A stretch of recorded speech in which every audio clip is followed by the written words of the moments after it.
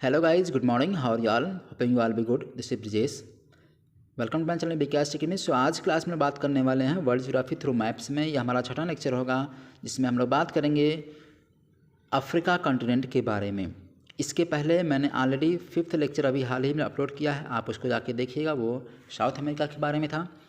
अब इसमें हम लोग ये कोशिश किया जा रहा है कि जो भी एस्पिरेंट्स 2023 का एग्ज़ाम देने जा रहे हैं उनके लिए वीडियो काफ़ी इंपॉर्टेंट होगा।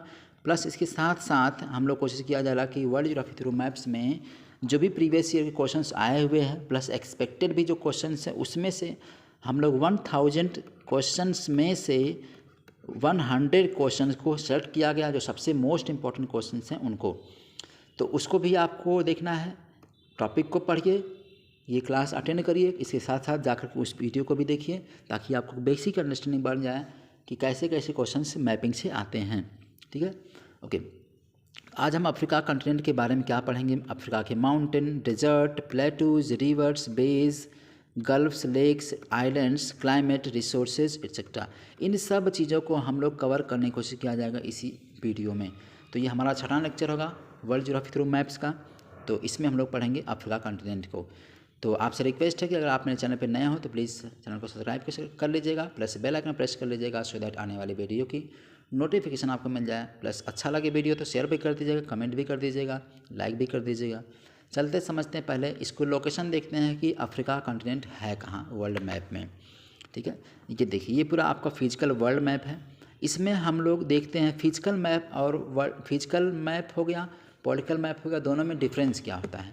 फिजिकल मैप जो होता है वो किसी भी कॉन्टिनेंट या किसी भी कंट्री का, किसी भी एरिया का, वहाँ के mountain, desert, lakes, rivers, peaks, ठीक है, इन सब फीचर्स को बताता है।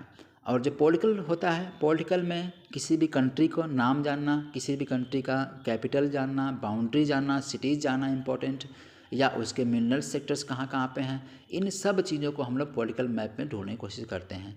तो डिफरेंस समझ में आ गया। फिजिकल मैप में और पॉलिटिकल मैप में डिफरेंस आपका यही रहा है। तो आज हम लोग देखेंगे अफ्रीका कॉन्टिनेंट के फिजिकल और पॉलिटिकल दोनों मैप के बारे में। ये आपको दिखा दूं मैं, अफ्रीका कॉन्टिनेंट ये है। हमने ऑलरेडी एशिया को पढ़ लिया है और साउथ अमेरिका को पढ़ लिया है। तो आज हम लोग पढ़ेंगे अफ्रीका कॉन्टिनेंट के बारे में। अब इसका लोकेशन मैं आपको दिखा दूं, ये है ऊपर नॉर्थ में मेडिटेरियन सी। इससे हम वेस्ट की तरफ चलेंगे तो मिलेगा जिब्राल्टर स्टेट। ऐसे होते यहाँ चले हम अटलांटिक ओशन में। फिर उसके बाद सदर्न में चले जाएंगे एकदम, यहाँ के पास गुड होप मिलेगा। यहाँ से घूमते हुए चले जाएंगे आप मेडागास्कर को कवर करते हुए चलाएंगे गल्फ ऑफ अदन में, अदन खाड़ी में चले जाएंगे। वहाँ से चलेंगे रेड सी में, रेड सी से होते हुए चलेंगे फिर मेडिटेरियन सी में। तो जितना पोर्शन मैंने घेर दिया ये आपका अफ्रीका कॉन्टिनेंट कहलाता है। ठीक है, ये फिजिकल फीचर्स हो गया। थोड़ा सा पॉलिटिकल फीचर्स आप देखेंगे तो पॉलिटिकल फीचर कुछ इस तरह दिखेगा। इसमें आप कंट्री के बॉर्डर को आप अच्छे से देख पा रहे हैं। ठीक है, तो ये हो गया फिजिकल फीचर्स, फिजिकल फीचर्स और पॉलिटिकल फीचर्स आपके हो गए। अब थोड़ा इसको जूम करके देखने की कोशिश करते हैं। देखिए, मैंने आपको बताया नॉर्थ में जो पड़ेगा अफ्रीका की वो पड़ेगा मेडिटेरियन सी। इसके वेस्ट की तरफ चलेंगे तो एक आपका स्टेट मिलेगा, इस स्टेट को कहते हैं जिब्राल्टर स्टेट। जो ऊपरी हिस्से स्पेन, यूरोप का स्पेन पड़ेगा और निचला हिस्सा आपका पड़ेगा मोरक्को अफ्रीका का। दोनों कंट्री को अलग कर रहा है, प्लस दो ओशियन या सी को जोड़ेगा ये। तो इधर है आपका मेडिटेरियन सी, इधर है आपका अटलांटिक ओशियन। तो इन दोनों सी को जोड़ रहा है ये स्टेट, और ऊपर स्पेन मोरक्को को अलग कर रहा है। साथ ही साथ ये यूरोप को अफ्रीका से भी अलग कर रहा है। ठीक है, इससे एंट्री करते हुए चले आएंगे इधर की तरफ तो यहाँ पे कुछ आइलैंड मिल जाएंगे इस पोर्शन पे। इसको बोलते हैं मडेरा आइलैंड, जो पुर्तगाल का है। पुर्तगाल कंट्री है आपका, किसका, यूरोप का, उसका आइलैंड है मडेरा आइलैंड। उसके नीचे आएंगे तो कैनारी आइलैंड मिलेगा ये। ठीक है, ये स्पेन का इसके बगल में है, स्पेन का हो गया। इसके नीचे चले आएंगे तो आपको बहुत से छोटे छोटे कंट्रीज़ मिल रहे हैं। ठीक है, चले आएंगे हम यहाँ पे गल्फ ऑफ ग्याना में। गल्फ ऑफ ग्याना से नीचे होते चले आएंगे आप इधर एकदम सदर्न पोर्शन पे, तो यहाँ पे मिलेगा अफ्रीका कॉन्टिनेंट कंट्री। ठीक है, अफ्रीका, साउथ अफ्रीका वाला। तो यहाँ पे मिलेगा आपका केप ऑफ गुड होप।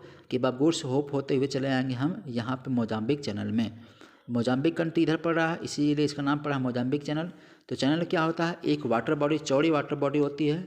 ठीक है, इसको बोलते हैं मोजाम्बिक चैनल। यहाँ से हम मेडागास्कर को भी ले लेंगे इसी में। फिर ऊपर चलेंगे तो कुछ आइलैंड मिल जाते हैं ग्रुप। इसमें मिलेगा आपका इंडियन ओशियन में, आपको मिलेगा मॉरिशियस आइलैंड। ठीक है, इसके बाद रियूनियन है।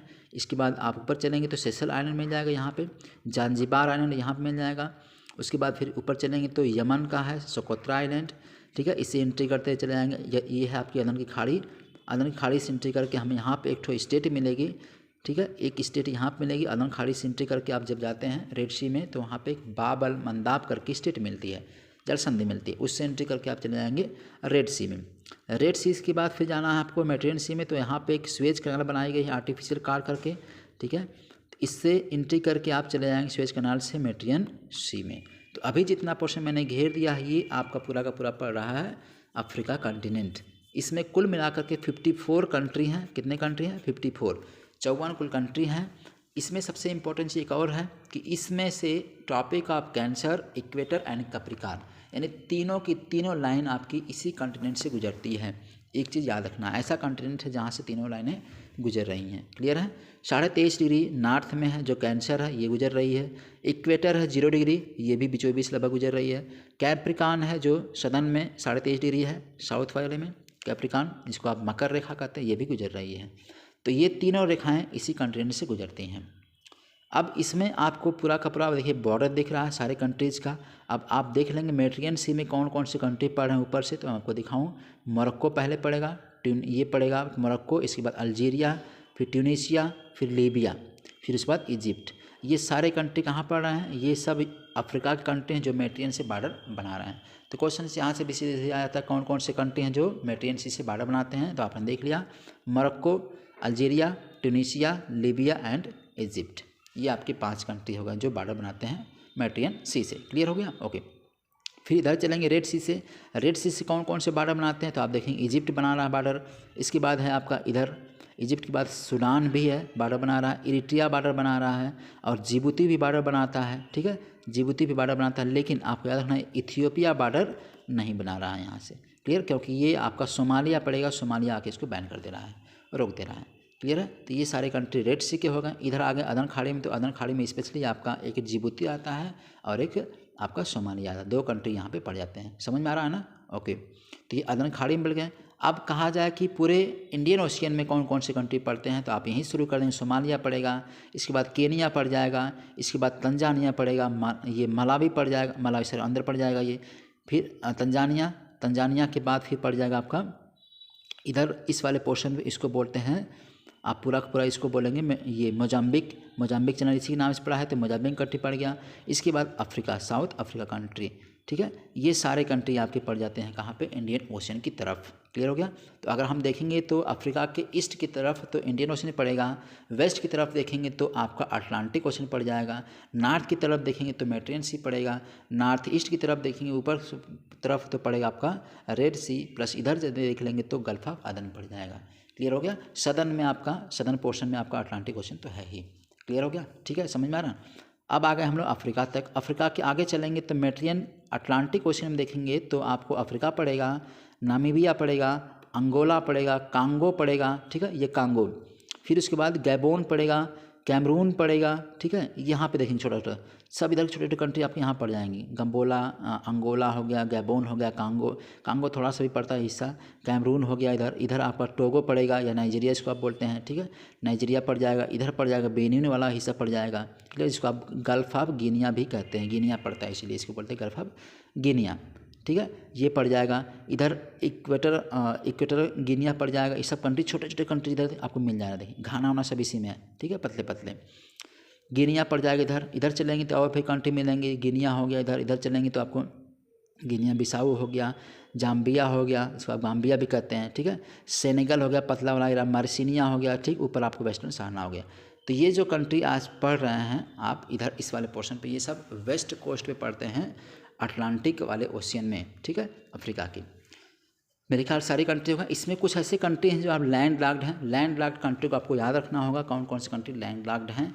अब देखिए सबसे सदर्न में चलेंगे तो आपको मिलेगा साउथ अफ्रीका में 2 कंट्री ऐसे हैं, एक है स्वाजीलैंड और एक लेसोथो। ये दोनों कंट्री आपके इसकी कंट्री के अंदर पड़ रहे हैं, यानी कंट्री के अंदर कंट्री पड़ रहे हैं, लेसोथो और स्वाजीलैंड दोनों अफ्रीका कॉन्टिनेंट में, ठीक है, ओके। अब ऊपर चलेंगे तो बोत्सवाना जो है लैंड लॉक्ड कंट्री पड़ जाएगा, ठीक है, बोत्सवाना आपका लैंड लॉक्ड है।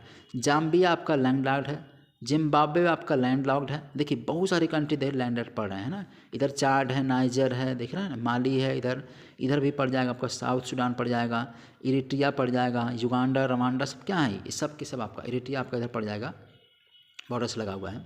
ये सब के सब, इथियोपिया भी आपका लैंड लॉक्ड कंट्री हो गया। तो आपको बड़े मैप में जाके सारे कंट्री लैंड लॉक्ड जो है उनको जाके देख लेना है, ठीक है। ओके, समझ में आ रहा है ना। तो ये आपके सारे कंट्रीज हो गए एशिया के। अब हम अफ्रीका के। अब हम पढ़ने की कोशिश करेंगे कुछ और डिटेल में, ठीक है। अब हम चलते हैं थोड़ा डिटेल में और इसको देखते हैं। इंट्रोडक्शन में देख लेते हैं। ये Africa is the second largest continent after Asia. Asia के बाद ये दूसरे नंबर का कॉन्टिनेंट पड़ता है, जिसमें पूरे वर्ल्ड की 20% पॉपुलेशन रहती है लैंड एरिया से। लैंड एरिया से जो है 20% का कवर करता है पूरे वर्ल्ड में, ठीक है। It is separated from Europe by Mediterranean Sea. Mediterranean Sea Europe से कनेक्ट करता है, मैंने आपको बताया था, जोड़ अलग करता है इसको। और रेड सी से एशिया को, रेड सी से, ठीक है। Atlantic Ocean is in the west में, अटलांटिक ओशियन में पड़ जाएगा, ठीक है। इंडियन ओशियन साउथ ईस्ट में पड़ जाएगा। पूरे दुनिया का 16% पॉपुलेशन यहाँ पे निवास करती है, जो कुल 54 कंट्री में बटी हुई है। क्लियर हो गया। मैंने आपको इक्वेटर दिखाया, कैप्रिकॉर्न, कैंसर दिखाई दिया, तीनों रेखा यहाँ से गुजरती हैं, आपने इसको देख ही लिया, ठीक है। ओके, अब कुछ इंपॉर्टेंट फीचर्स पढ़ने की कोशिश करते हैं। देखिए लैंड में है, जो लैंड एरिया पूरा टोटल है ये 30 million kilometre square, 30 million kilometre square इसका एक्सपेंशन है पूरा, ठीक है। इसका पूरा एरिया जो है 30 मिलियन स्क्वायर किलोमीटर में फैला हुआ है। क्लियर हो गया। ओके, अब इसके पहले सबसे पढ़ते हैं हम प्लेटू, पठार के बारे में जानने की कोशिश करते हैं।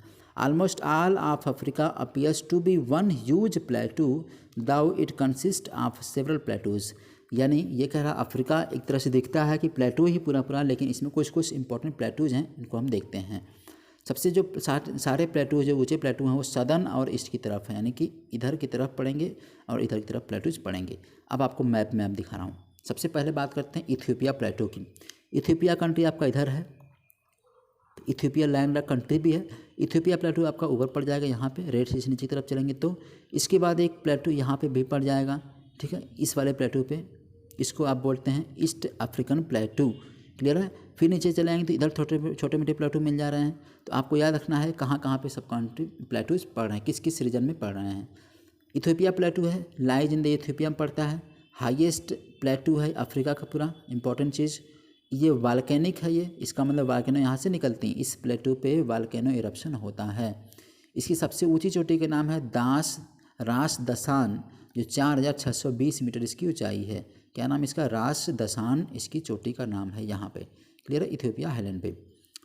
ओके, क्लियर है। अब यहाँ पे ये पड़ता है इक्वेटर के पास में पड़ता है, फिर भी ये क्या है, कूलर। यहाँ पे ऊंचाई होने की, लैटिट्यूड्स की मतलब ऊंचाई है, इसकी वजह से अल्टीट्यूड ऊंचाई होने की वजह से ये ज़्यादा यहाँ पे कूलर होता है, यानी इसका मतलब यहाँ पे बर्फ़ वगैरह भी पड़ जाती है। क्लियर है, ऊंचाई होने की वजह से, जबकि ये कहाँ पे है, इक्वेटर पे पड़ रहा है तब भी। अब दूसरी चीज़ है ईस्ट अफ्रीकन प्लेटू की बात करते हैं। ये किस कंट्री में फैला हुआ है? युगांडा में है, केनिया में है एंड तंजानिया में है। युगांडा, केनिया, तंजानिया में, तो इस वाले पोर्शन में आपका पड़ेगा, ठीक है, प्लेटू ये। तो यहाँ पे पड़ेगा ईस्ट अफ्रीकन प्लेटू। अब ये सबसे इंपॉर्टेंट चीज़ है, यहीं से रिफ्ट वैली भी गुजर रही है, रिफ्ट वैली। तो रिफ्ट वैली गुजर रही है, प्लस लेक्स यहाँ पे सबसे अधिक पाए जाते हैं। कहाँ पे? ईस्ट अफ्रीकन प्लेटू वाले एरिया में। समझ में आ गया। अब देखिए ये सब आपके एरिया हैं। अब इस मैप में आपको याद रखना है, जो भी ब्राउन कलर में डार्क ब्राउन है, समझिए वो लैटिट्यूड में ऊंचाई में होगा। क्लियर है, तो उसकी ऊंचाई जो होगी अल्टीट्यूड ज़्यादा होगी। जैसे ऊपर है आपका अटलस माउंटेन है, ठीक है। यहाँ पे देखेंगे, यहाँ पे असगार माउंटेन है। तो ये जो ब्राउन कलर दिख रहा है ये सब माउंटेन के एरिया हैं। क्लियर हो गया। अब ये वाले जो एरिया दिख रहे हैं हल्का हल्का पीले कलर में, तो इसको आप कह सकते हैं एक एरिया है, यानी एक बेसिन का एरिया हो सकता है या डेजर्ट का एरिया हो सकता है, ठीक है। तो डार्क वाले याद रखना है, डार्क वाले जो हैं या तो हाई लैटिट्यूड में होंगे, या माउंटेन होंगे, या हाईलैंड होंगे, या प्लेटूज होंगे। क्लियर, ओके, ठीक है। इसी ईस्ट अफ्रीकन प्लेटू पर ही एक माउंटेन, सबसे ऊंचा माउंटेन है, इसको बोलते हैं माउंट किलिमंजारो। पूरी अफ्रीका का सबसे ऊंचा माउंटेन पड़ता है किस पे? ईस्ट अफ्रीकन प्लेटू पे ही पड़ता है। क्लियर हो गया यहाँ पे, ठीक है। आगे चलते हैं। अगला प्लेटू है कटंगा प्लेटू। कटंगा प्लेटू जो है डेमोक्रेटिक रिपब्लिक ऑफ कांगो में पड़ेगा, ठीक है, इस वाले साइड पे पड़ता है, ठीक है, अटंगा प्लेटू पड़ेगा। ये क्या है, मिनरल में रिच है, इसमें मिनरल्स काफ़ी मात्रा में पाए जाते हैं, जैसे कोबाल्ट हो गया, कापर हो गया, डायमंड हो गया इस क्षेत्र में, ठीक है, ओके। अब अगला है अदामावा प्लेटू। अदामावा प्लेटू पड़ता है आपका कैमरून में, नाइजीरिया में, सेंट्रल अफ्रीकन रिपब्लिक में पड़ेगा, ठीक है, यानी इस वाले पोर्शन की बात कर रहा है, कौन सा, अदामावा प्लेटू, ठीक है। ये सबसे इम्पोर्टेंट है, यहाँ पे सवाना के वेजिटेशन पाई जाती हैं, प्लस बॉक्साइट का भी डिपॉजिट यहाँ पे इस एरिया में, यानी यहाँ पे सवाना की क्लाइमेट मिलेगी, सवाना की क्लाइमेट मिलेगी, ओके। तो ये आपके हो गए कौन कौन से 3-4 ठो आपके इंपॉर्टेंट प्लेटूज हो गए। आपने कहाँ कहाँ देखा, आपने देख लिया इसको, इस वाले पोर्शन में देखा, यहाँ पे इथियोपियन हाईलैंड, फिर ईस्ट अफ्रीकन हाईलैंड हो गया, फिर आपका ये कांगो बेसिन वाला हो गया एरिया, फिर एक आपका कैमरून वाला इस वाला एरिया हो गया। तो ये सब कंट्री आपने इधर का देख लिया, ठीक है, ये पूरा एरिया, ये आपके प्लेटूज थे। अब हम चलते हैं माउंटेन पढ़ते हैं, क्या क्या इंपॉर्टेंट माउंटेन्स हैं। सबसे इम्पोर्टेंट माउंटेन जो है माउंट किलिमंजारो, आपको मैंने अभी दिखाया था माउंट किलिमंजारो कहाँ पड़ रहा था, ईस्ट अफ्रीकन प्लेटूज पे, ठीक है। माउंट किलिमंजारो ये है कहाँ पे, तंजानिया में फैला हुआ है। It is highest mountain peak of Africa, Africa की सबसे हाईएस्ट पीक है। इसकी ऊंचाई कुल 5895 मीटर है, क्लियर है। फिर इसके बाद चलेंगे एटलस माउंटेन, मैंने आपको दिखाया था एटलस माउंटेन ऊपर वाले पोर्शन पे यहाँ पड़ रहा था। इसके 3 पार्ट हैं, एटलस, एंटी एटलस और वेस्ट एटलस, ठीक है, इसके वाले पार्ट्स पे। तो अब इसमें कहाँ कहाँ फैला है, मोरक्को में फैला हुआ है एटलस, अल्जीरिया में, ट्यूनीशिया में, ठीक है। मोरक्को, अल्जीरिया और ट्यूनीशिया तीनों कंट्री में ये फैला हुआ है, कौन सा माउंटेन, एटलस माउंटेन, ठीक है।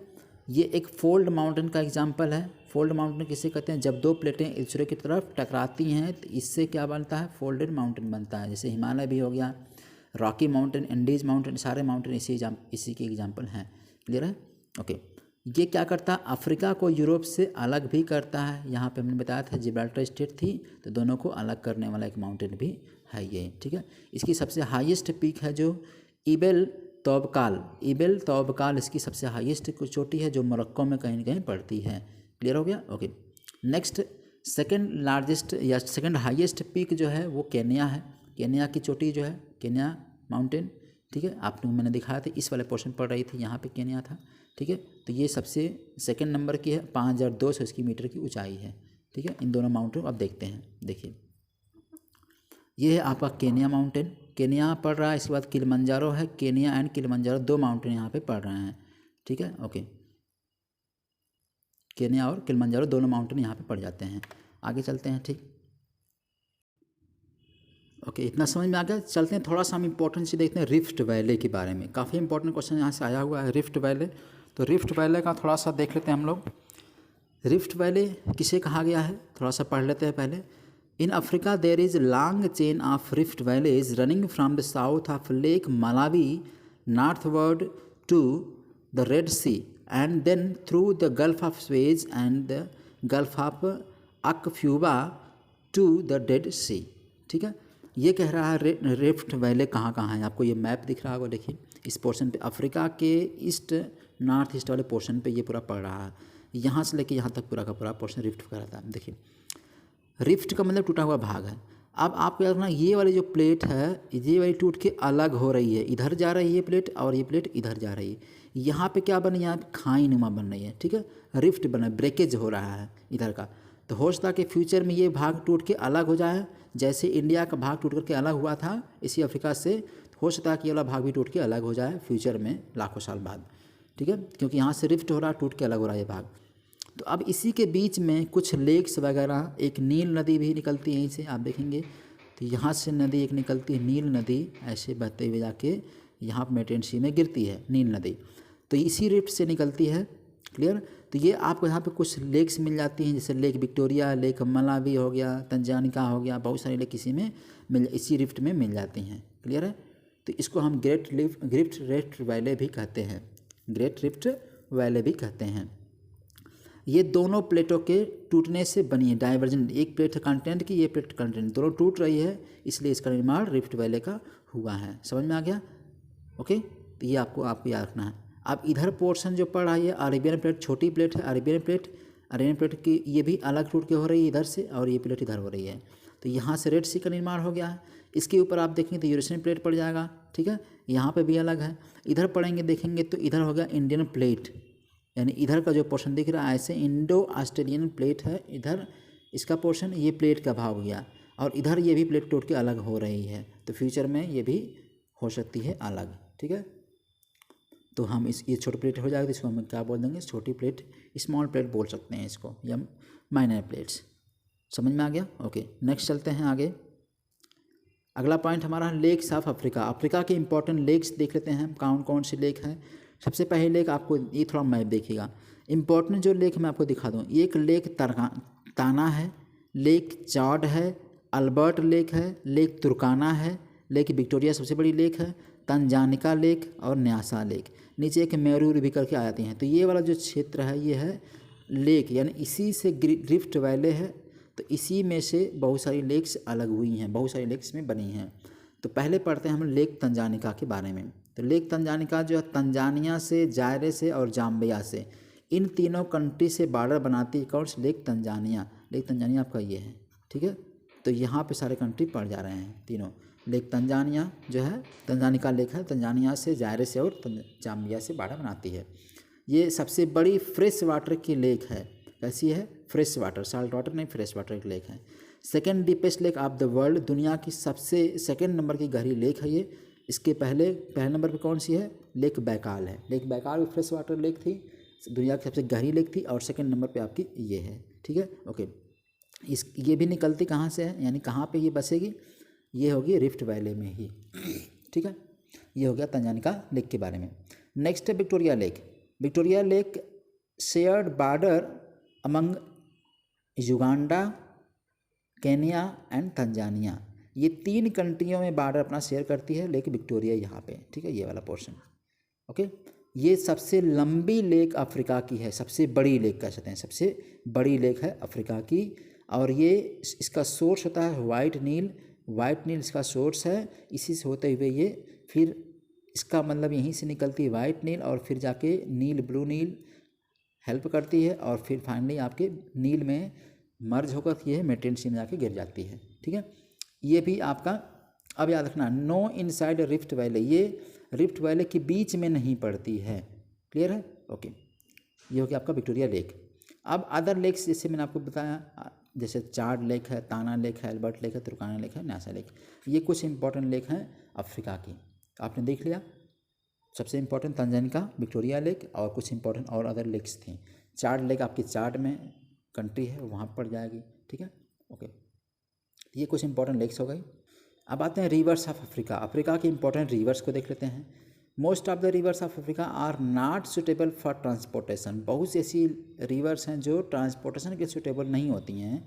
जैसे क्यों नहीं होती? क्योंकि वहाँ पे वाटरफॉल्स बने हुए हैं। वाटरफॉल का मतलब होता है जब कोई नदी ऐसे बहती है तो वहाँ पे गिरने, इसी ऊंचाई से गिरती है, तो अगर मान लीजिए इसमें से कोई हम ट्रांसपोर्टेशन के रूट बनाएंगे तो यहाँ से यहाँ के लिए आने की दिक्कत हो जाएगी।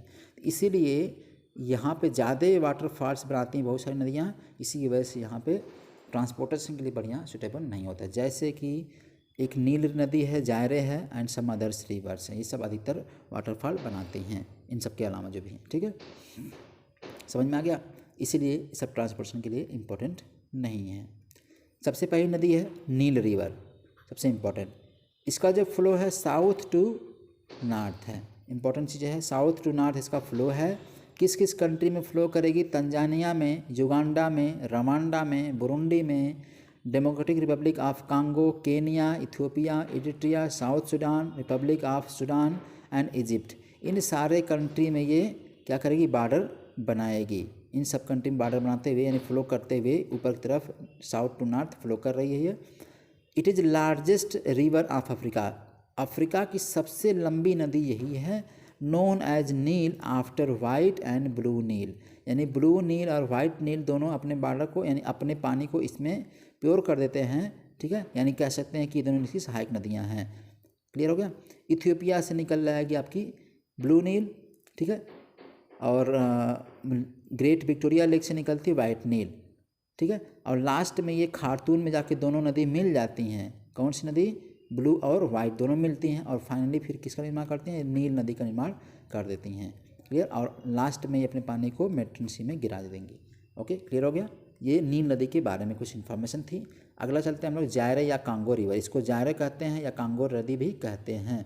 इसका जो फ्लो है ईस्ट टू वेस्ट है। इसका मतलब ये ऐसे इधर से इधर की तरफ बहेगी। क्लियर है? किसके नदी के नाम है ये? कांगो।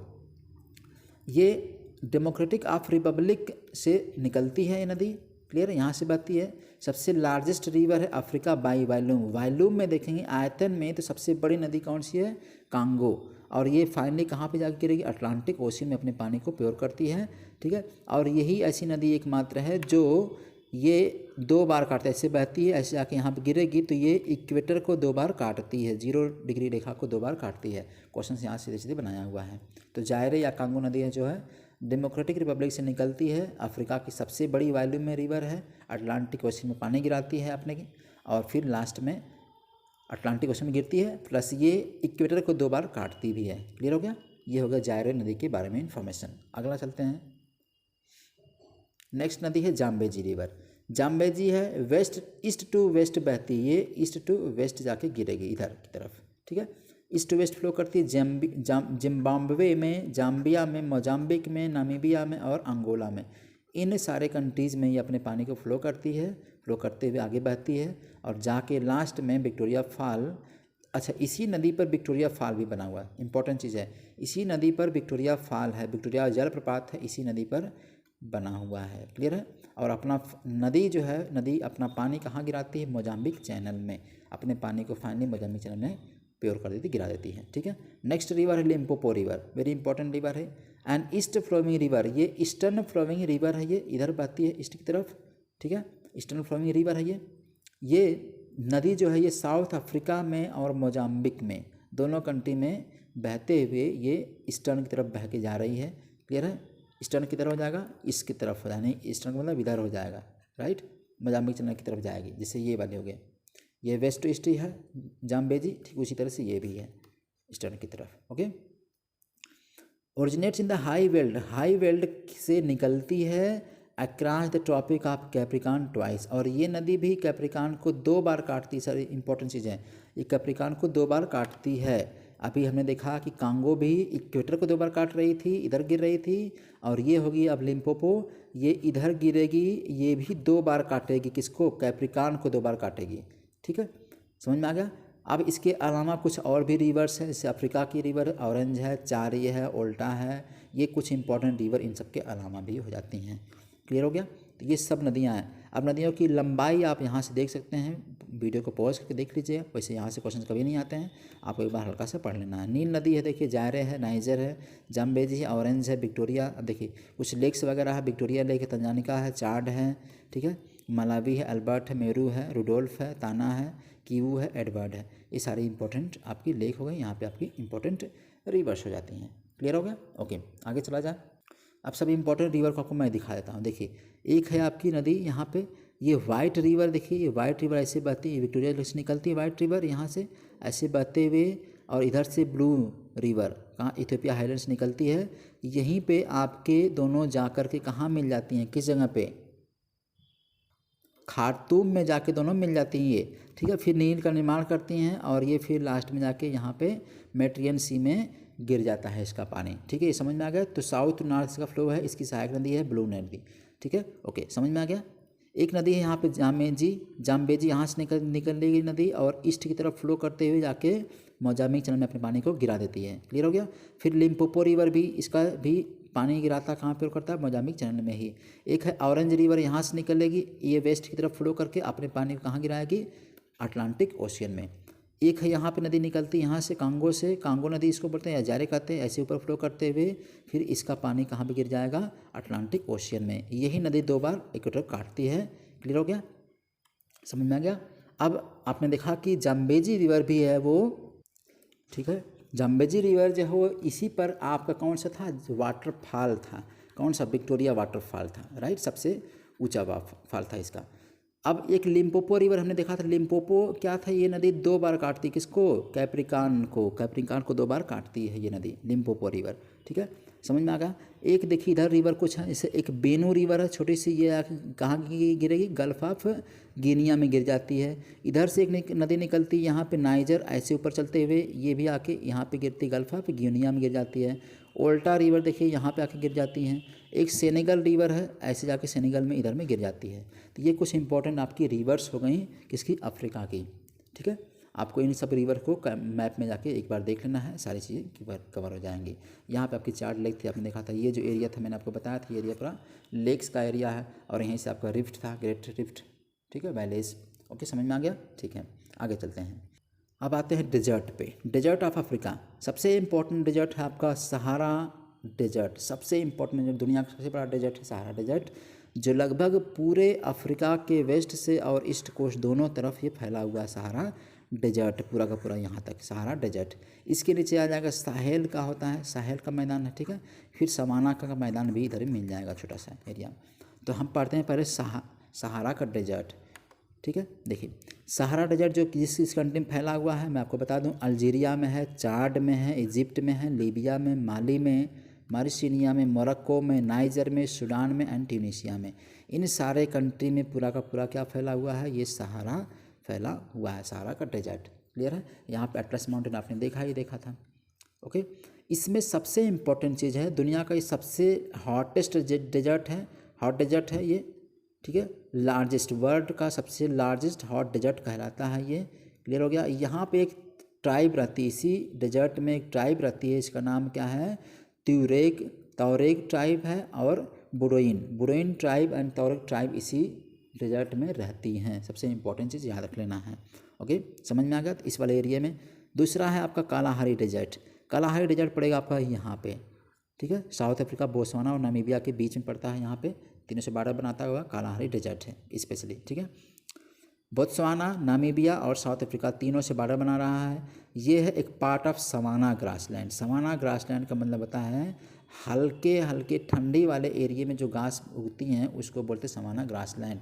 यानी आप देखेंगे तो लगभग 30-32 तक ये एरिया पड़ जाता है, ट्रॉपिक के नीचे पड़ता है तो 30 तक का पड़ जाता है एरिया। तो मान के चलिए कि यहाँ पे सवाना ग्रासलैंड मिल जाते हैं। ठीक है, घास का मैदान हल्का पर मिलता है। इसमें भी एक ट्राइब रहती है, इसको बोलते हैं बुशमैन। सबसे इंपॉर्टेंट क्वेश्चन आया हुआ है, बुशमैन ट्राइब कहाँ पाई जाती है, तो बुशमैन ट्राइब कालाहारी डेजर्ट में पाई जाती है। क्लियर हो गया। ये इन्फॉर्मेशन हो गया कालाहारी डेजर्ट के बारे में। आपने लोकेशन देख लिया, इसमें इंपॉर्टेंट कुछ फैक्ट पढ़ लिए। नामीब डेजर्ट जो है इसी के ठीक बगल में ये किनारे पड़ेगा नामीब डेजर्ट। ठीक है, नामीबिया में पड़ता है नामीब डेजर्ट। नामीबिया में इसका एक्सपेंशन है, अंगोला में है और साउथ अफ्रीका में है। तीनों कंट्रीज़ में इसका स्पेशल एक्सपेंशन है और ये स्पेशली नामीबिया नाम से जानी जाती है। तो नामीबिया डेजर्ट आपका ये है। ठीक है, जाना जाता है। इसमें भी एक ट्राइब रहती है, इसका नाम है Himba tribe. Very important word, Himba tribe है, इसमें पड़ती है। यानी अब आपने देखा कि सहारा में कौन सी ट्राइब थी, तौरेग एंड बुरोइन थी सहारा वाले में। कालाहारी में कौन ट्राइब थी, बुशमैन थी। और नामीबिया वाले में हिम्बा ट्राइब निवास करती है। क्लियर हो गया। ये तीनों चीज़ समझ में आ गई। एक है Nubian desert, very important. Nubian desert पड़ेगा आपको इस साइड में पड़ जाएगा। ठीक है, यहाँ पे पड़ेगा न्यूबियन डेजर्ट। ठीक है, यहाँ पे तो न्यूबियन डेजर्ट करा के रॉकी डेजर्ट है ये। रॉकी का मतलब यहाँ पे बालू वाला डेजर्ट नहीं है, बल्कि चट्टानों का, पहाड़ों का डेजर्ट है ये। ठीक है, सैंडी डेजर्ट नहीं है ये। बाकी सब सैंडी डेजर्ट है ये, लेकिन आपका होगा ये रॉकी डेजर्ट होगा। ये नील नदी और नीबियन डेजर्ट से अलग करता है, यानी कि यहीं से नील नदी बहती है, ऊपर चली जाती है। ये है आपका न्यूबियन डेजर्ट। क्लियर हो गया। तो न्यूबियन डेजर्ट है आपका, लीबिया वाला पड़ेगा एरिया में, लीबिया और न्यूबियन डेजर्ट। तो लीबियन डेजर्ट को नील नेवर से अलग करता है, दोनों के बीच में पड़ जाएगा। ओके, समझ में आ गया। तो ये हो गया आपका न्यूबियन डेजर्ट। ठीक है, अब इसकी लोकेशन मैं आपको दिखाता हूँ। देखिए, सहारा है किसी कंट्री में है, मोरक्को है, ये अल्जीरिया है, लीबिया है, इजिप्ट है। ठीक है, ये सारे कंट्री देखिए, ये सहारा, ये इतना जो पोर्शन पड़ रहा है लगभग पूरे ईस्ट से वेस्ट दोनों तरफ ये फैला हुआ है। तो ये सहारा डेजर्ट सबसे दुनिया का बड़ा डेजर्ट है ये। क्लियर है। फिर उसके बाद आपने पढ़ा था कालाहारी डेजर्ट, आपने देखा नामीबिया, बोत्सवाना और अफ्रीका में फैला हुआ है। फिर हमने पढ़ा था नामीब में, नामीबिया डेजर्ट था, इधर आपने देखा था अंगोला में, नामीबिया में, अफ्रीका में फैला हुआ है ये। ठीक है, इसके बाद आप देखेंगे सहारा के निचले पोर्शन में पड़ेगा आपका साहेल। साहेल भी हाईलैंड ही है। ठीक है, समझ में आ गया। ओके, लोकेशन आपने देख लिया। ठीक है, आप अब देखते हैं थोड़ा थोड़ा कहाँ कहाँ कुछ इंपॉर्टेंट डेजर्ट हैं। देखिए, ये पूरा मैप है वर्ल्ड इंपॉर्टेंट डेजर्ट्स का। देखेंगे सहारा पूरा सबसे बड़ा सहारा डेजर्ट है, ईस्ट कोस्ट से लेके वेस्ट तक पूरा फैला हुआ है। इधर नूबियन हो जाएगा, ठीक है, लीबियन डेजर्ट, नूबियन ये आपने देखा, ये आपका अरेबियन डेजर्ट वाला पोर्शन पड़ जाएगा। इधर दस्ते काबी लूट हो जाएगा, था का डेजर्ट हो गया, किजलकुम डेजर्ट हो, गोबी डेजर्ट हो गया, काराकोरम डेजर्ट हो गया। यहाँ पे गिब्सन सैंडी विक्टोरिया डेजर्ट हो गया, कालाहारी नाम है आपका यहाँ पड़ गया, ठीक है। पैटागोनिया इधर पर अटाकामा डेजर्ट हो गया, पैटागोनिया डेजर्ट हो गया इधर, ठीक है। इस वाले पोर्शन में अब देखें ग्रेट बेसिन का डेजर्ट हो गया, चिहुआन का डेजर्ट हो गया, मोजावे डेजर्ट हो गया, ये आपके नॉर्थ अमेरिका वाले में। तो मेजर इंपॉर्टेंट डेजर्ट आपके यहाँ पे आपने देख लिया इन सबको, किस कंट्री में किस कंटिनेंट में आपने उसको देख करके याद कर लेना है। ओके ठीक है, आगे चलते हैं। कुछ इंपॉर्टेंट आइलैंड, बेज और गल्फ की बात कर लेते हैं। सबसे इंपॉर्टेंट पॉइंट ये आइलैंड पे क्वेश्चन सिलसिले बनाए जाते हैं, तो आपको देख लेना है आइलैंड, गल्फ और बे के बारे में अफ्रीका के। सबसे बड़ा आइलैंड जो है आपका मेडागास्कर आइलैंड है अफ्रीका का, साउथ ईस्ट में पड़ता है इंडियन ओशियन में, largest island of Africa continent है, ठीक है। ये बायोडाइवर्सिटी हॉटस्पॉट इसे माना जाता है, यानी कि यहाँ पे बायोडाइवर्सिटी के लिए काफ़ी फेमस है ये, ठीक है। मेडागास्कर आइलैंड समझ में आ गया। गल्फ ऑफ गिनिया देखते हैं, गल्फ में इसको बोलते हैं मेजर रिवर्स यहाँ पे आके गिरते हैं, जैसे नाइजर हो गई, वोल्टा हो गई, इसमें आके गिरती हैं। कौन सी नदी? नाइजर और वोल्टा, अभी हमने देखा था नाइजर वोल्टा नदी गल्फ ऑफ गिनिया में आके गिर रही थी, ठीक है। Places along the gulf are Ivory Coast, यहाँ पे आइवरी कोस्ट है, घाना है, जैसे नाइजीरिया है, कैमरून है, कांगो है, गैबोन है, ये सब कंट्री का एक कोस्ट एरिया पड़ता है। ये कौन सा? गल्फ ऑफ गिनिया का। क्लियर हो गया? ओके। एक सेशल्स आइलैंड है, आपने देखा था, मैंने देखा मेडागास्कर ठीक नॉर्थ में इंडियन ओशन में पड़ेगा सेशल आइलैंड। इसका क्वेश्चन सीरीज यहाँ से आया हुआ था। अब अदर कुछ आइलैंड है, इनको देख लेते हैं। जैसे मैडेरा आइलैंड है, मैंने आपको दिखाया अभी, कैनरी आइलैंड है, वेस्ट कोस्ट पे पड़ रहे थे। पुर्तगाल का मैडेरा है, स्पेन का कैनरी आइलैंड है। एसेसियन जो आइलैंड है, सेंट हेलेना आइलैंड है, मॉरिशियन आइलैंड है, मॉरिशियस आइलैंड है, और रियूनियन आइलैंड फ्रांस का है, ठीक है। ओके, ये सब कुछ अदर आइलैंड थे। अब हम चलते हैं इन सब आइलैंड को देखने की कोशिश कर लेते हैं एक बार, ठीक है। ओके, मैप में, तब ताकि आपका कॉन्सेप्ट बन जाए, ठीक है। ये देखिए पूरा मैप है। इस मैप को वीडियो पॉज करके आप देर तक देखिएगा, सारी चीज़ों को कवर कर डालेगा इसको देख करके, राइट। ओके, मैं आपको दिखाता हूँ कहाँ कहाँ सब आइलैंड है। आप देखिए सबसे ऊपर यहाँ ये यमन का सुकोत्रा था, आपने यहाँ देखा था। अब देखिए यहाँ जांजिबार आइलैंड, कई बार पूछा, जांजिबार आइलैंड इसी तंजानिया का है यहाँ पे, ठीक है, जांजिबार आइलैंड। अब हम यहाँ पे आएंगे तो ये पड़ जाएगा आपका कैमरून आइलैंड, ठीक है। मेडागास्कर के ऊपर कैमरून आइलैंड पड़ जाएगा। इसके ऊपर चले जाएंगे तो यहाँ पर मिलेगा सेशल्स आइलैंड, ठीक है। ये ग्रुप है, आइलैंड ग्रुप है, ठीक है। इसके बाद फिर मॉरिशियस का आइलैंड पड़ेगा, ठीक है। यहाँ पे इसके नीचे आप देखेंगे तो मेयोट जो है फ्रांस का आइलैंड है, इसके बगल में यहीं पे है, मेयोट फ्रांस का आइलैंड है। फिर आ जाएंगे तो मॉरिशियस के आइलैंड मिल जाएंगे यहाँ पे, ठीक है। उसके बाद फिर पड़ेगा आपको फ्रांस का आइलैंड रियूनियन, और यहाँ पे भी मॉरिशियस का आइलैंड पड़ेगा रॉड्रिगस, ठीक है। रॉड्रिग पड़ेगा आपका फ्रांस का, ये मॉरिशिया का आइलैंड ही है, ओके। तो ये सब आपको आइलैंड मिल रहे हैं। ये सब के सब कहाँ पे मिल रहे हैं? ये सारे आइलैंड आपके इंडियन ओशियन में ही पड़ रहे हैं। सोकोत्रा हो गया, जांजिबार हो गया, यहाँ पे कैमरून हो गया, सेशल्स हो गया, और ये मॉरिशियस हो गया, ठीक है। इधर के सारे आइलैंड कहाँ पड़ रहे हैं आपके? इंडियन ओशियन में। मेडागास्कर सबसे बड़ा आइलैंड इस ग्रुप में हो गया, ओके, ठीक है, समझ में आ गया। आगे चलते हैं इधर, इसकी तरफ चलेंगे अटलांटिक ओशियन में, तो आपको मिलेगा कुछ आइलैंड। देखिए यहाँ पे मिलेगा आइलैंड, एक है सेंट हेलेना आइलैंड, यूके का है सेंट हेलेना आइलैंड, और एसेंसियन जो है वो यूके का ये भी आइलैंड। दोनों आइलैंड अटलांटिक ओशियन में पड़ रहे हैं दोनों आइलैंड्स, ठीक है। ऊपर की तरफ चलेंगे तो आपको मिल जाएगा यहाँ पे केप वार्डे आइलैंड मिल जाएगा, और चलेंगे आगे थोड़ा सा तो आपको मिल जाएगा यहाँ पे कैनरी आइलैंड, ठीक है। कैनरी आइलैंड का ग्रुप है, ये मिल जाएगा, जो किसका है? स्पेन का है। इसके ऊपर चलेंगे तो मैडेरा आइलैंड मिल जाएगा, जिसका किसका है? ये पुर्तगाल का आइलैंड हो गया। क्लियर हो गया?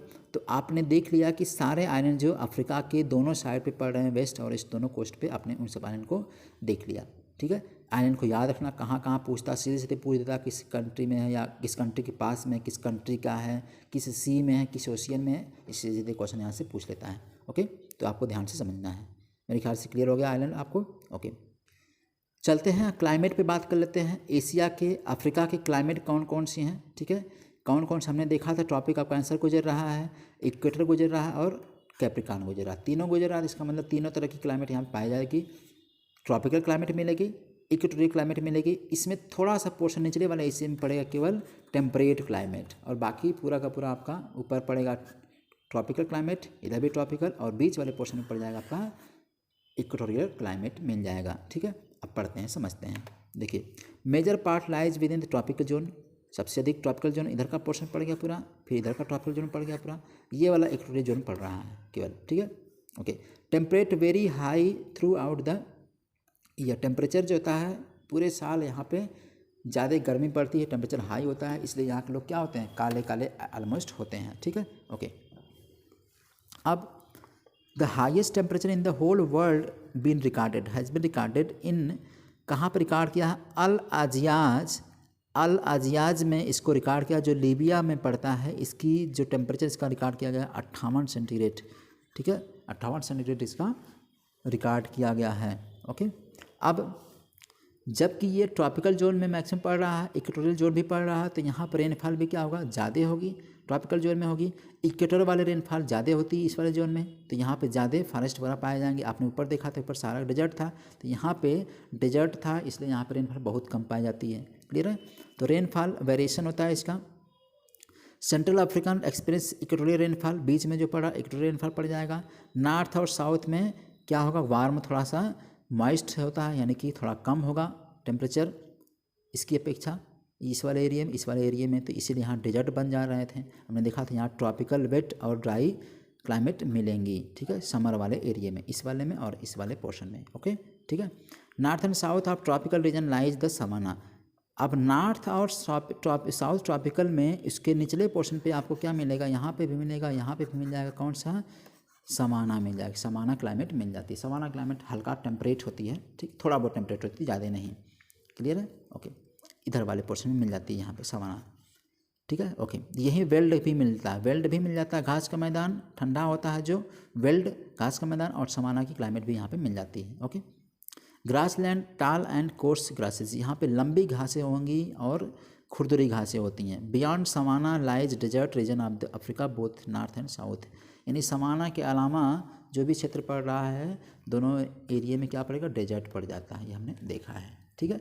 तो ये हो गया आपका क्लाइमेट, यहाँ तक समझ में आया। ओके, कुल क्लाइमेट जो यहाँ पे मिल रही है, आपने इसका लोकेशन देख लिया, कौन कौन सी क्लाइमेट, ट्रॉपिकल वेट मिल रही है, tropical wet and dry climate मिल रही है, स्टेपीज भी थोड़ा बहुत मिल जाती है यहाँ वाले एरिया में, ठीक है, हल्का हल्का ठंडा है तो यहाँ पे मिल जाती है स्टेपीज, और डेजर्ट तो आपको मिल ही रहा है, पीला वाला डेजर्ट है ये।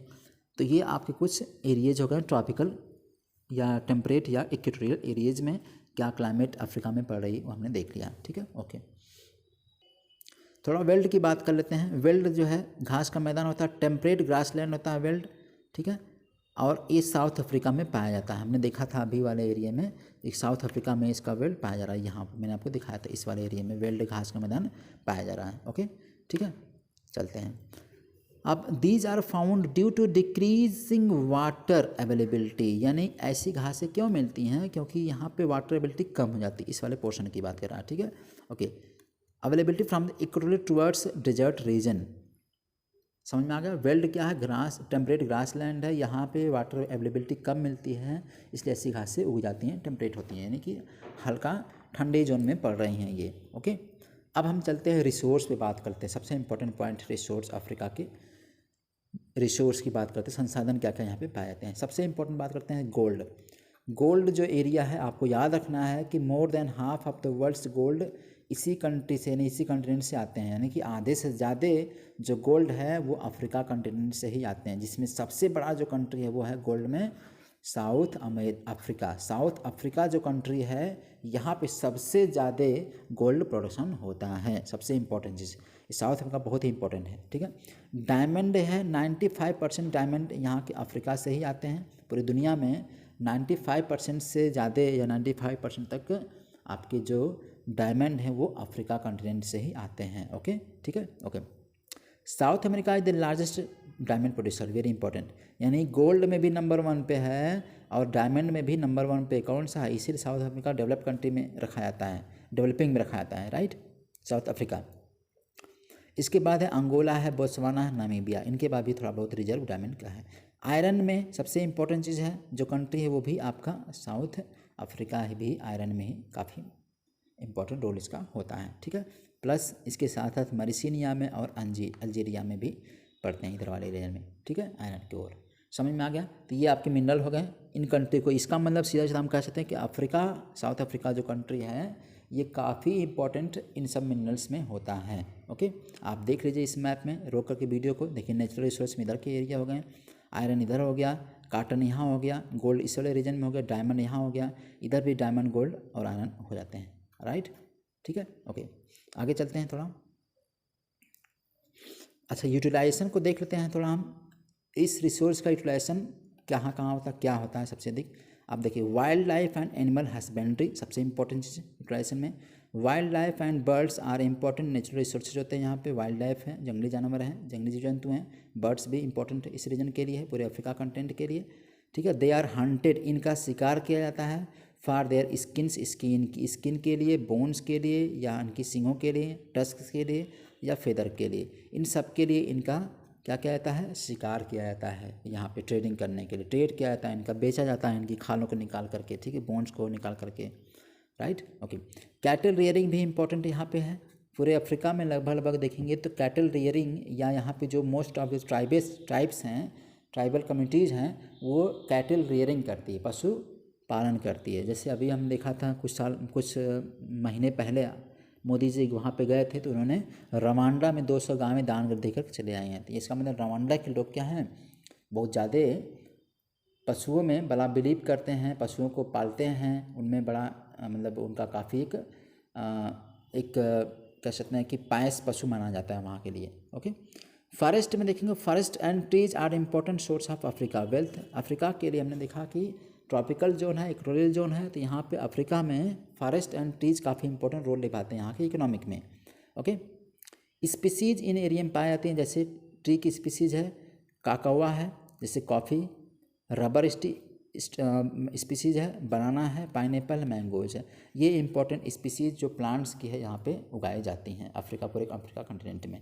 ओके, एग्रीकल्चर की बात करते हैं तो सबसिस्टेंस फार्मिंग यहाँ पे होती है, सबसिस्टेंस फार्मिंग होती है।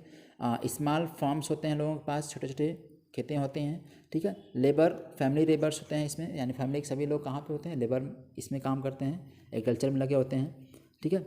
लिटिल यूज ऑफ मशीनरी थोड़ा सा कम यूज होती है बाकी अदर कंटिनेंट की अपेक्षा में। ओके, लो प्रोडक्टिविटी होती है यहाँ पे, प्रोडक्शन क्या होता है, थोड़ा कम होता है, except Nile basin and Mediterranean region और नील बेसिन के अलावा बाकी जो क्षेत्र है वहाँ पे प्रोडक्टिविटी कम होती है एग्रीकल्चर की, ठीक है। ओके, यहाँ पे कुछ फसल उगाई जाती है, जैसे कॉटन है, पाम ऑयल है, कॉफ़ी है, टोबैको है। ये मेजर यहाँ की फसलें हैं इस कंटिनेंट, पूरे कंटिनेंट की, ठीक। कौन कौन सी, कॉटन है, पाम ऑयल है, कॉफ़ी एंड टोबैको है, ये सब चीज़ें यहाँ पे उगाई जाती हैं एग्रीकल्चर में। मैन्युफैक्चरिंग इंडस्ट्री बात करेंगे तो जो कॉफ़ी इंडस्ट्री हो गई, कॉटन हो गई, पाम ऑयल हो गई, ये इंडस्ट्री मेन इंपॉर्टेंट इंडस्ट्री यहाँ पाई जाएंगी। सबसे इंपॉर्टेंट इंडस्ट्री जो होंगी साउथ अफ्रीका में मिलेगी और नाइजीरिया में मिल जाती है एग्रीकल्चर से रिलेटेड इंडस्ट्रीज वगैरह, ठीक है, समझ में आ गया। ओके, अब हम बात कर लेते हैं थोड़ा एरिया का, देख लीजिए कहाँ कहाँ कौन चीज़ें उगाई जा रही हैं यहाँ पे। ये आपकी मिनरल्स है, रिसोर्सेज हैं, आप देखेंगे तो ऑयल प्रोडक्शन है, गैस प्रोडक्शन है, डायमंड है, यूरेनियम है, कॉपर है, मैंगनीज है, और आयरन ओर है, और गोल्ड है। आपने बताया, हमने देखा था कि गोल्ड यहाँ पे भी हो रहा था, ठीक है। डायमंड भी, गोल्ड भी है, नामीबिया में, यहाँ दोनों एरिया में है। अब देखिए जो जहाँ एरिया बना हुआ वहाँ पे आप एरिया देख लेंगे। इथियोपिया में देखिए गोल्ड है, ठीक है, इरिट्रिया में भी गोल्ड है, ओके। माली में भी गोल्ड उगाया जाता है। डायमंड देखिए इस वाले कंट्री में, जो गल्फ वाले एरिया में पड़ रहे हैं छोटे छोटे कंट्री, यहाँ पे डायमंड की मात्रा मिलती है। कांगो में भी देखिए डायमंड है यहाँ पे, ठीक है। गैबोन में भी यहाँ पे पड़ जाएगा इस वाले एरिया में, राइट, ये कांगो वाले एरिया में, ओके। तंजानिया में भी गोल्ड, ये आपका डायमंड मिलता है। बोत्सवाना में थोड़ा बहुत डायमंड की मिलता है, अंगोलिया में मिलता है। आयरन ओर देखिए यहाँ पे जो ये कोयला या आयरन ओर यहाँ पे अधिकतर मिल जाते हैं, क्लियर। ऑयल प्रोडक्शन हो गया इस वाले एरिया में, क्योंकि ये ऊपर पड़ेगा आपका मेडिटेरेनियन सी, तो इसके हिसाब से इसके पास के जो कंट्री हैं वहाँ पे ऑयल प्रोडक्शन और गैस प्रोडक्शन काफ़ी मात्रा में होता है, ठीक है। ओके, समझ में आ गया। ओके, अब एक कंट्री है साउथ अफ्रीका, थोड़ा सा इंपॉर्टेंट इसके बारे में देखते हैं। ये हमने देखा साउथ अफ्रीका, इसमें दो कंट्री लैंड लॉक्ड हैं, कंट्री के अंदर कंट्री हैं, ठीक है, लेसोथो और स्वाजीलैंड, ठीक है। अब आपको देखना है कुछ इंपॉर्टेंट फैक्ट्स इसके बारे में। क्लाइमेट क्या है, लैंड है, हमने देखा कि लगभग 30 डिग्री के आसपास पड़ रहा है ये सब एरिया, तो यानी कि यहाँ ठंडा जोन पड़ेगा, तो यानी क्लाइमेट अच्छा यहाँ पे होगा, ठीक है। हमने देखा था साउथ में पड़ता है, पूरा साउथ, एकदम साउथ में पड़ रहा है साउथ अफ्रीका। ये high plateau sloping towards the west की तरफ है। हाँ, plateau region is covered with the grasses known as veld. आपको याद रखना है कि यहाँ पे वेल्ड घासें मिल रही थी, आपने देखा ही था। मॉडरेट क्लाइमेट यहाँ पे होगी, हमने बताया 30 डिग्री से नीचे पड़ रहा है तो इसका टेम्परेचर क्या होगा, मॉडरेट होगा, राइट। यहाँ पे दो नदी है, एक ऑरेंज और एक वाल, दो रिवर का एरिया पड़ रहा है, इसलिए ये काफ़ी इंपॉर्टेंट एरिया हो जाता है, खेती उती वगैरह करने के लिए, रिसोर्स के लिए इंपॉर्टेंट एरिया हो जाता है। अब यहाँ पे जो खेती है, सॉयल मिट्टी है, वो 1/8% of the south Africa cultivation यहाँ पे होता है, ठीक है। खेती जो है, खेती करने वाले जो है, यानी जितना भी पोर्शन है इसमें से 1/8% की खेती केवल हो सकती है एग्रीकल्चर के रूप में या कल्टीवेशन हो सकती है, okay. Veld region is cultivated important crops like maize, wheat, oats. Veld जो रीजन पड़ रहा है इसमें क्या उगाया जाता है, मेज, मक्का, व्हीट एंड ओट्स उगाए जाते हैं, किस रीजन में, वेल्ड वाले रीजन में। एनिमल रेयरिंग भी सबसे इंपॉर्टेंट एरिया है क्रॉप कल्टीवेशन के अलावा, ठीक है, एनिमल रेयरिंग भी की जाती है। फिर सेकेंड लार्जेस्ट एक्सपोर्टर ऑफ ऊल, ऊल में ये दुनिया का सेकेंड नंबर पे कंट्री ये पड़ता है, कौन सा, साउथ अफ्रीका, सबसे इंपॉर्टेंट। मिनरल्स इंडस्ट्री में भी रिच है ये, half of the world production gold का यहीं पे आता है, आधे से ज़्यादा गोल्ड यहीं पे मिलते हैं, ठीक है।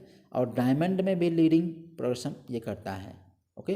जिसमें शहर कौन सा, किम्बर्ले सिटिंग जो है माइनिंग एक स्टेशन है यहाँ पे, सेंटर है, okay. Platinum, manganese, uranium, copper भी इंपॉर्टेंट मिनरल यहाँ पे अफ्रीका में पाए जाते हैं, क्लियर हो गया, okay. Majors manufactured products are agro based product होते हैं, कुछ इंपॉर्टेंट इसके प्रोडक्ट्स हैं, जैसे एग्रो बेस्ड, जैसे स्टील, केमिकल एक्सेट्रा, ये सब एग्रो बेस्ड स्टील की यहाँ फैक्ट्री होती हैं, कंपनियाँ हैं, मैन्युफैक्चरिंग सेंटर्स भी हैं, ओके। पीपुल यहाँ पे हैं, 2/3 पॉपुलेशन यहाँ की जो है इज ब्लैक, कैसी है, ब्लैक है, काले लोग, हैप्सी लोग यहाँ पे निवास करते हैं, राइट। प्लस इसके साथ साथ कुछ डिफरेंट ट्राइब्स भी यहाँ पे रहती हैं, ओके। जोहान्सबर्ग जो एरिया है ये largest city of south Africa है, पूरे साउथ अफ्रीका का जोहान्सबर्ग जो एरिया है वो सबसे इंपॉर्टेंट सिटी, सबसे बड़ा शहर है पूरा अफ्रीका, साउथ अफ्रीका का, ठीक है। केप टाउन जो शहर है is capital with largest port, Cape Town इसका कैपिटल है और यहाँ पे सबसे बड़ा पोर्ट पाया जाता है, ठीक है, शिप पोर्ट, क्लियर हो गया। तो ये हो गया साउथ अफ्रीका के बारे में कुछ इन्फॉर्मेशन, इसीलिए सबसे डेवलपिंग कंट्री में आता है ये पूरे अफ्रीका कंटिनेंट में देखेंगे तो, ठीक है, राइट, सबसे डेवलप्ड में आता है कंपेरेटिवली, ओके। तो ये हो गया अफ्रीका के बारे में सारी इन्फॉर्मेशन, आपने सबको देख लिया, एक बार थोड़ा सा रिकअप कर लेते हैं, ये सब हमने देख लिया, ये पढ़ लिया सब कुछ, आप देखेंगे तो सारी चीज़ हमने इधर कवर कर लिया। शुरू से हमने जो क्लास किया था इंट्रोडक्शन से, ये मैप था आपका, इसको फिर से दोबारा जाके देखिएगा ध्यान से, ठीक। टॉपिक आप कैंसर, कैप्रिकॉर्न कहाँ कहाँ से गुजर रही है उसको देख लेना है, आइलैंड वगैरह आपको याद रख लेना है, बॉर्डर देख लेना किस कंट्री से या फिर लैंड लॉक कंट्री देख सकते हैं, ओशियंस देख सकते हैं, सी से देख सकते हैं कौन से बॉर्डर लगे हुए हैं, इन सब चीज़ों को आपको देख लेना है, ओके, ठीक है, समझ में आ गया। तो अब तक ये क्लास मेरे ख्याल समझ में आ गया, तो आज क्लास में इतना ही, तो thank you so much, God bless you all, see you soon, keep watching.